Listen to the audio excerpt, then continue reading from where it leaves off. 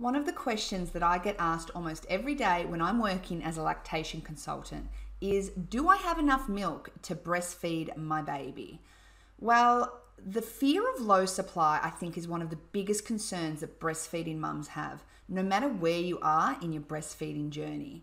So today's video is going to talk about what exactly it takes to have an abundant milk supply so that you have enough milk to feed your baby and that your baby is getting enough milk so that they are able to grow and thrive. But before I get stuck in, let me introduce myself. My name's Jen. I'm from jenniferbutler.com.au.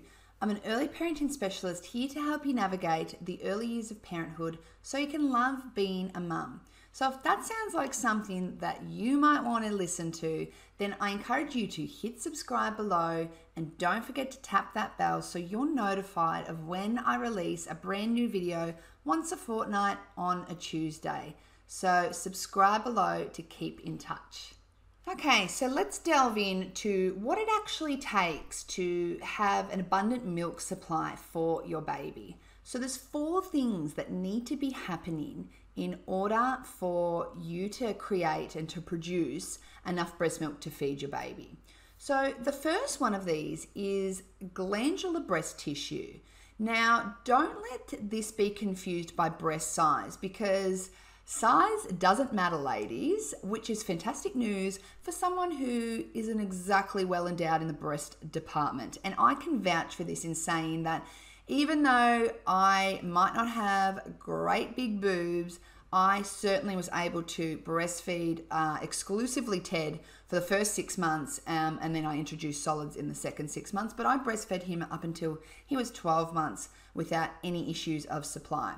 So when I'm talking about glandular tissue, it is the tissue that actually contains the cells that produce breast milk. So if you don't have enough of this glandular breast tissue, then you won't have enough of the milk producing cells, and therefore you won't be able to make enough milk. Now, what I will say though is that there's very few situations where women simply don't have enough glandular breast tissue to produce the milk that they need for their babies.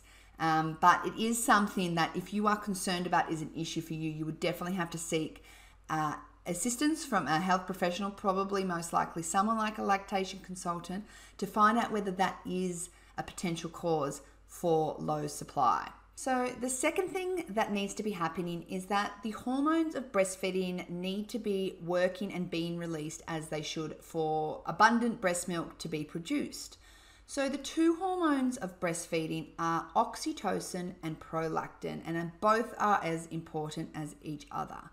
So there's lots of stuff that goes into whether or not these hormones are working, but the overall picture is that if you have concerns about whether there's a hormonal disruption, then to get in touch with a lactation consultant so that you can explore whether hormonal influences are the reason why you have low milk supply.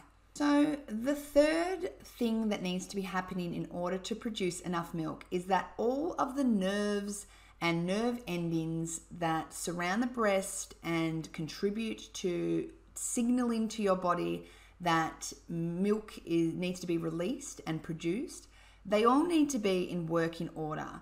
Now, the biggest scenario where they may not be in working order is when there's been breast surgery. So whether that is breast augmentation, in some cases with breast implants, there is nerves that are severed in order for the implants to be inserted.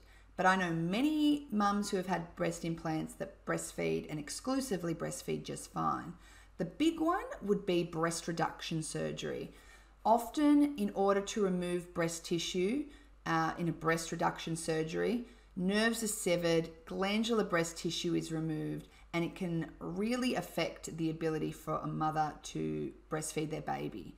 So every scenario is different, and this is where it's definitely worthwhile speaking to a health professional like a lactation consultant to determine whether any breast surgery that you have had is going to affect your ability to breastfeed and whether it's potentially leading to a low supply in breastfeeding your baby. And finally, number 4, so this is the big one, and this is probably the area that trips up most mums is that your baby is effectively removing milk.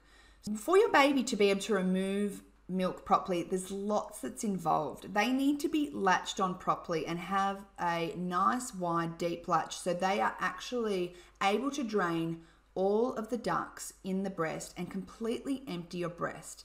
The way that breastfeeding works is that when your breast is emptied, when there is no milk or the majority of the milk is removed from the breast, I say the majority because your breasts are never technically fully empty, but the majority of the milk's been removed, it signals for the hormonal release. I spoke previously about the need for all hormones to be working.